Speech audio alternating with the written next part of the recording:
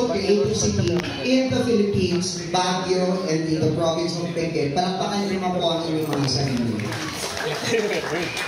Today, we celebrate again artistry and the artists, our good bearers down from Visayas. Palakpakan po natin ang ating mga bisita, ang ating mga magpapakitang gilas sa isang buong buwan in an entire month of a creative exhibition here at Bugat Studio, the creative artists from Bohol. Palakpakan po natin sila. And this exhibit is entitled Himamat Art Exhibition. Himamat, a Visayan word for getting to know one another, is a collaborative effort among different provinces in Luzon, Visayas, and Mindanao that was first conceptualized by Joey Labrador and the late Edgardo Palad in 2018. Unfortunately, the project was not realized due to the COVID-19 pandemic and the passing of Ed Palad. As a result, some members lost interest and became inactive. However, this year, Piskay Art Group, a Bohol-based artist group, decided to revive the project themselves and brings you art treasures from the Luzon, Visayas, and Mindanao regions here in Baguio City. They aim to share their local visual arts, treasures, and meet new artists, plus to explore more about art and exchange ideas and methodologies. With a shared dedication, they aim to not only showcase a vibrant visual arts heritage of diverse provinces, but also to foster connections with emerging artists and embark on exciting journeys of artistic exploration.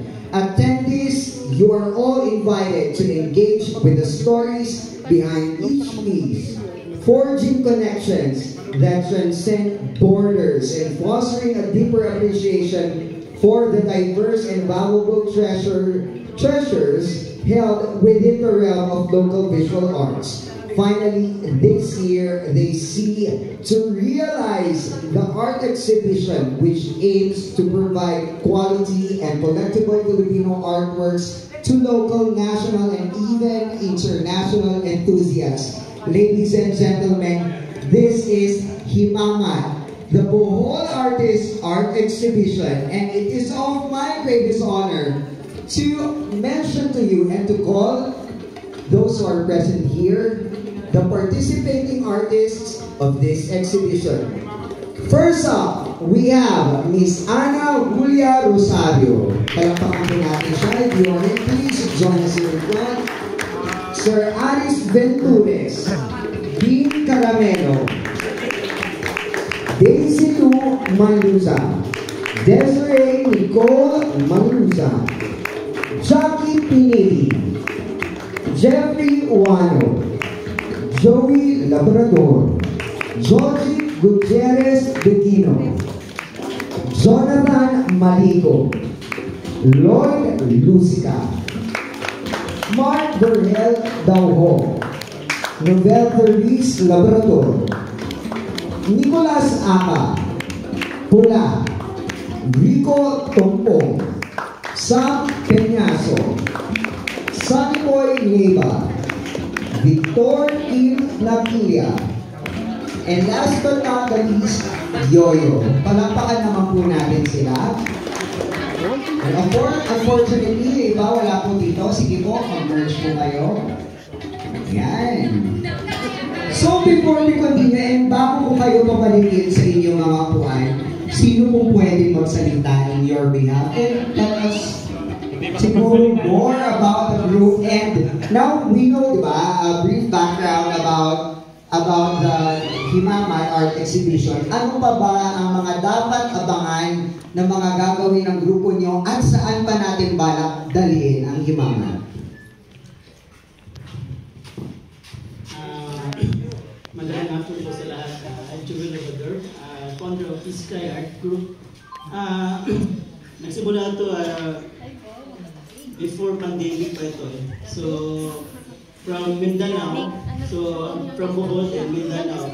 So, after the pandemic, ni-revive namin into Himamat parang ganun din meeting pagka po. So, emerging. So, ngayon, ginawa namin himangan. So, getting to each other. So, hindi na siya buhol. So, inikayat namin na kilala yung ibang artist sa bawat region. So, siguro after this, pangatong himangan na ito, nagsimula sa Cebu. Then, this year sa Ricardo's para doon sa Amadeo. Then, ang pangatlo dito sa Ugat ni Art. So, hopefully, Ilocos naman ang plano namin kung matuloy sa Ilocos. Thank you. Palakpakan naman po natin sila, sir. Pa-compress for a group photo. Compress po tayo dito sa harap para sa inyong group photo. Sige po. Kayo po. Ayan. So, cameras up. Let's take photo in 3, 2, and 1. Again, palakpakan po natin sila. Maraming salamat. Our visual artist from Bohol, the Biscay Art Group. Salamat for bringing your art here in Baguio. And definitely, hindi na sayang lahat ng pagod nyo. Nila Sir Joey, nila Sir Ed, lalo na si Sir Ed, palakpakan naman natin siya. Kahit wala na si Sir Ed, diba? This is part of his legacy. Not only as an artist, pero siguro mas isa pang bilang alagad ng sining. Palakpakan po natin siya kahit wala na siya dito. And of course, to welcome everybody here at Pugad ni Art Studio, there is no better person to give a message about that. None other than, of course, its founder, a visionary, diba? A trailblazer of his own generation. Kilala niya na kung sino siya. Kasi nagsasalian na siya sa gilid. Palakpakan po natin, Mr. Art Lozano. Siyempre, kahit nagkagwentuhan kayo, kailangan pa rin natin na bigyan sila mensahe. Masanay ka na. Ano pa bang bibigyan kong mensahe sa inyo? Masahe? Mensahe o masahe? Siyempre, una sa lahat, kami po ay nagpapasalamat sa mga alagad ng sining na galing pa ng Bohol. So, yung effort nila ay sobrang saya namin dahil sa wakas ay tuloy yung exhibit. Kahit hindi nakapunta yung iba, alas nandito sila. So, very support naman sila sa isa't isa eh. So,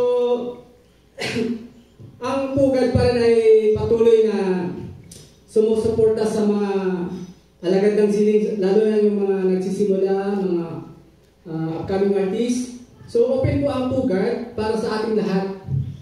So, ano ba? Tuloy lang natin yung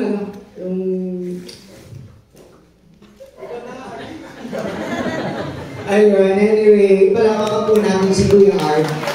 Ano na ang gusto lang niya sabihin, in short, laging bukas ang Pugad para sa lahat ng mga nagmamahal ng sining, nagmamahal ng mga artists, whether romantically or hindi, katulad ni Kuya Art, syempre laging nandito ang kanyang may bahay na laging pumupugad sa Pugad.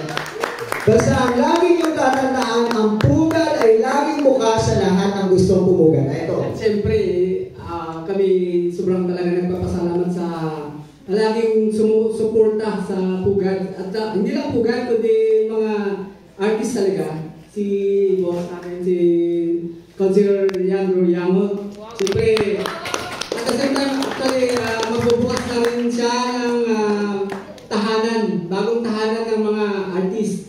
So, kailan tayo na Consider na buksan natin yung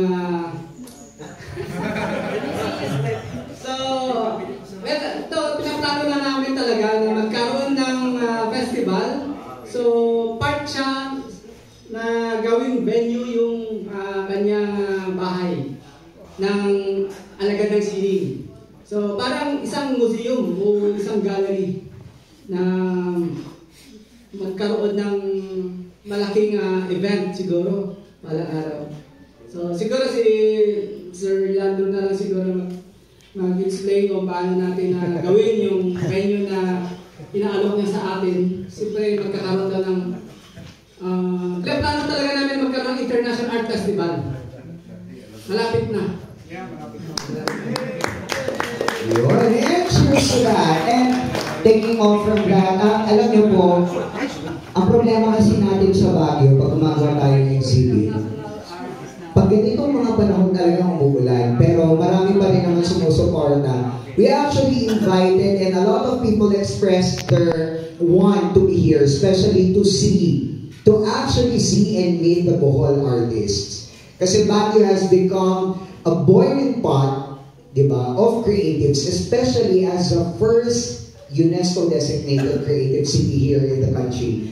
And hopefully in the future, I believe as what our co-chair of the CPCC or the Creative Baguio City Council said, we plan not only to become the creative city for folk arts and crafts, but also to become a creative city for design. And I believe visual artists plays a major role for that. So, looking forward, all of you, even those from Bohol, you're always welcome here. And whatever Baguio or the province of Benguet we will be achieving, it's not only because of those who are staying here, but it's all because of you. Because you guys, the entire creative community, at kayong lahat na alagad ng sining, you inspire each other, not only the common people. So palakpakan po natin ang ating mga sarili. Okay, now, moving forward, kanina nga po, we invited people from City Hall, Department of Tourism, DTI. Unfortunately, iba hindi na nakapunta because they had engagements too. But we are lucky enough that we have still, diba, a lot of support, and one of them is very consistent. Palakpakan po natin to give us his message of support and perhaps an inspirational message, the ever supportive to the creative undertakings not only of Baguio but to the creative industry as a whole. Baguio City Councilor Leandro Biamo.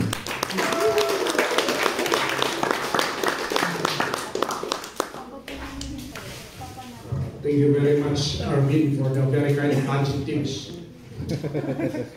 Galing ng mga adjectives sa kita.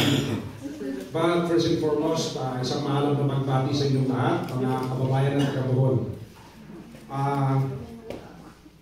Welcome. Ano ba bang sasabihin natin? But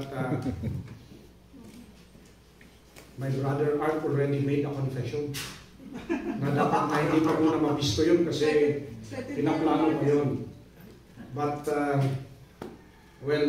truly, I am here because I believe that you people, everyone who are here, can make things happen. And I have been here so many times, ilang beses na, many times na mga artists from other places in the country came over. And Art, as his name implies, Art.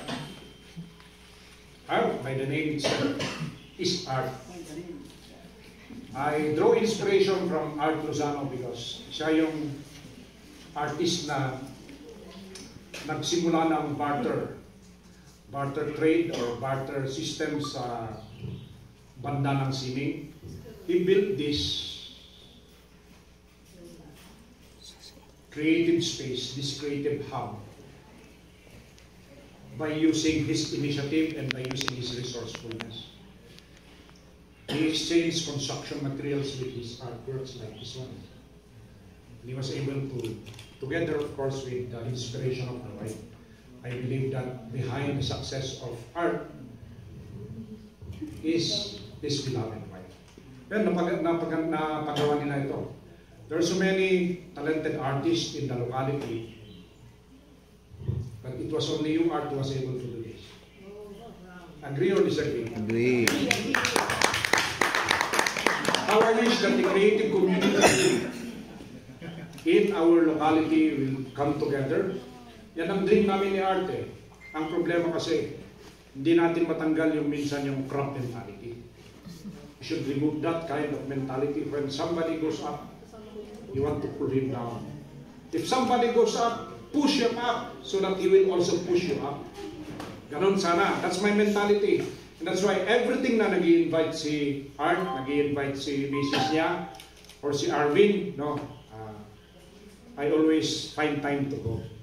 Because it does not happen every day. And to you, our brethren from the hall, I hope that will also be the same. You will also invite us to go to your place. No? One day. Yeah, one day. Maraming mga kaibigan na I'd like to make special mention, like si Herbie Bruno. No? Sa bahay, halos mga trabaho niya, puno. And then yung kanyang magandang may bahay, si Cara. Yan. Maganda ka naman eh. Oh. Of course, beside, totoo ito. Beside Herbie is si Manong Buddy. Yan. Sa bahay, punong-puno ng mga Buddy Cabrera paintings. So with Manong Roland Bayan, the Dumeres brothers, yung mga Dumeres brothers, punong-puno rin sa bahay yan. Ikaw na lang, James, ang may utang sa akin. And retired Colonel Michael Grona is a testament to that. One day, ay close na kami, magsi 6 o'clock eh, bago yung brownout, may dumating. Sabi nung nagbabantay, Sir, may gusto na tumingin sa art museum natin. I just opened a very simple art museum last April 25. We're still undergoing the birth pains of opening one. Medyo hindi pa ako komportable na talagang fully na i-open. Pero by schedule, by groups, pwede. Kasi hindi ko pa na-abot yung level ni Art. No? So, kaya ako yung advisor niya. Ay, siya yung nag-a-advise sa akin. Rather kung ano matapat ko rin. Nakita mo, di ba? Ni Michael. Because Michael here also intends, he retired from the police force early at the age of 48.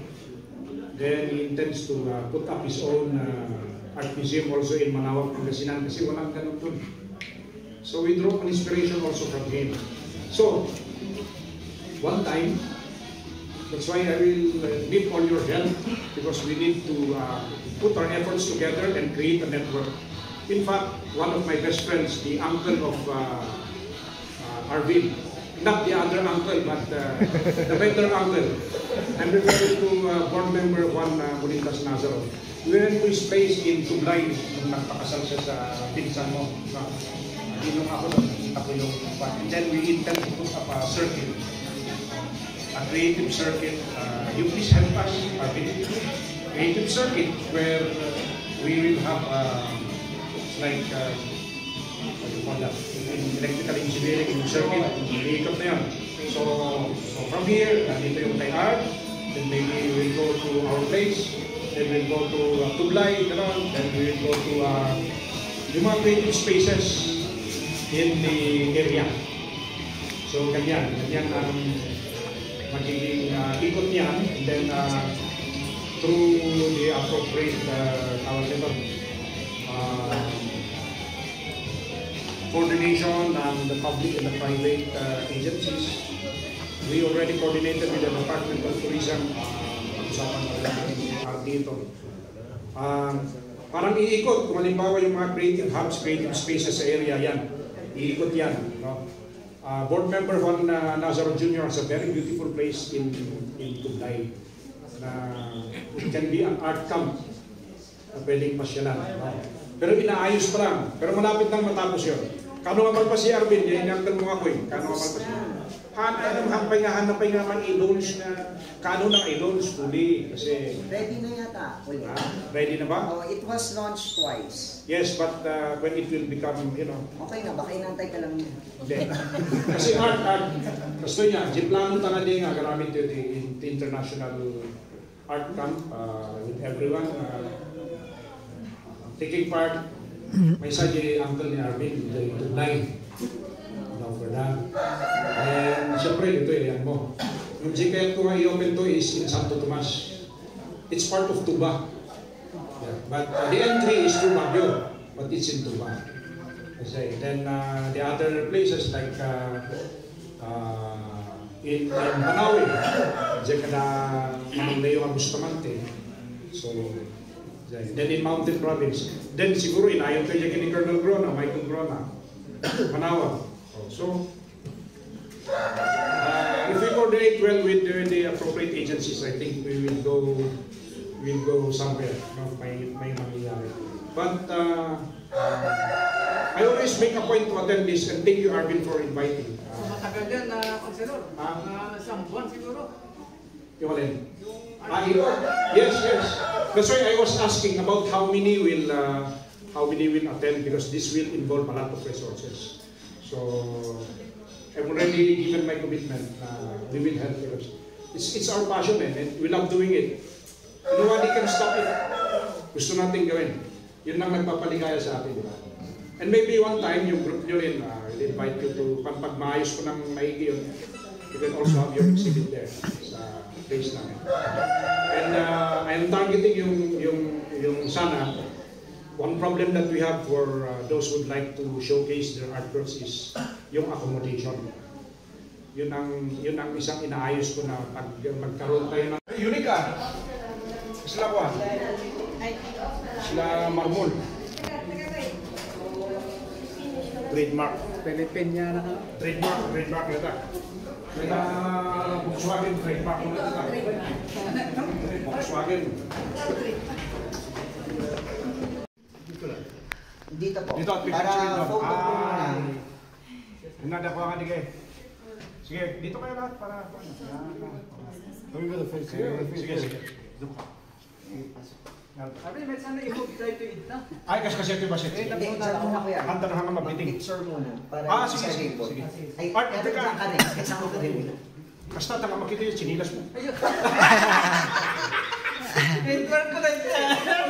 Okay, 1, 2, 3. Arden, i-mount tayo dito may picture.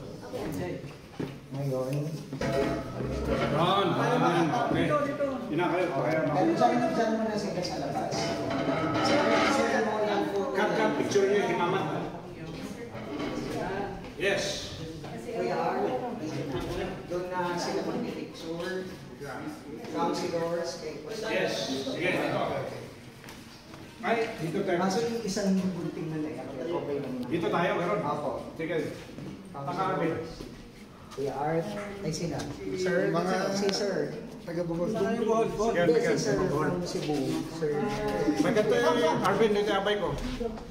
Tapno, itagta ni Uncle mo. Ni Uncle mo, ako'y! Joy! Ni Uncle mo, ako'y. Siyempre, friend mo na yung matao. Maganda yung Arvin. Sige. Diyan. Okay. Okay, photo first. Where is Arvin? Andito po, andito. Ano magkita ka dyan? Yan, okay. Okay. Gusto ko katabi ko si Arvin. Photo first in 3, 2, and 1. Cut the ribbon.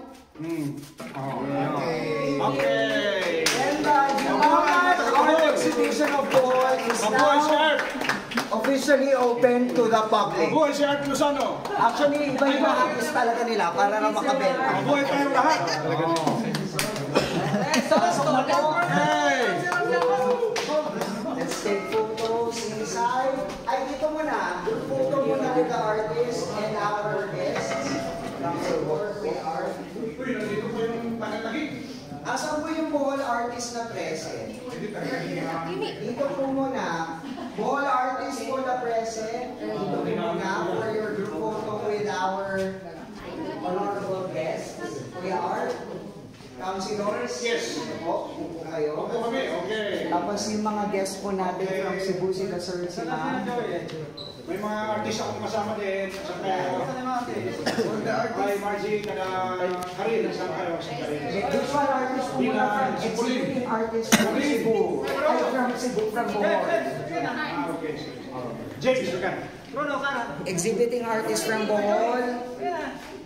Tara si Karin, tawa-tawa. Sige. Ganyan. Saan si Erwin? Andito. Hindi naman akong artist. Ito na si Council. Artist na. Sarami na yung phone. Ako mag-picture.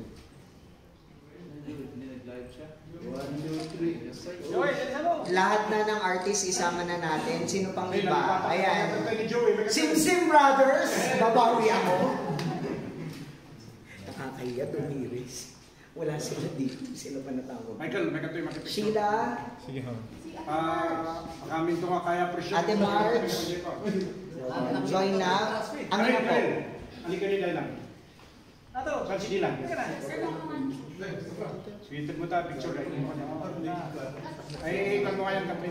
Sige na, medyo. Si Pauline. Marami pa naiwan sa baba mga mamaya pa. O ikaw, summer dong ka.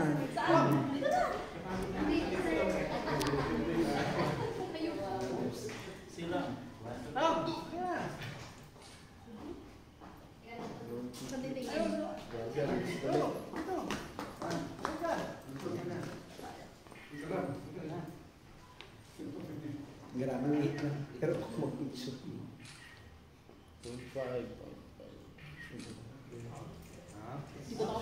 Alright.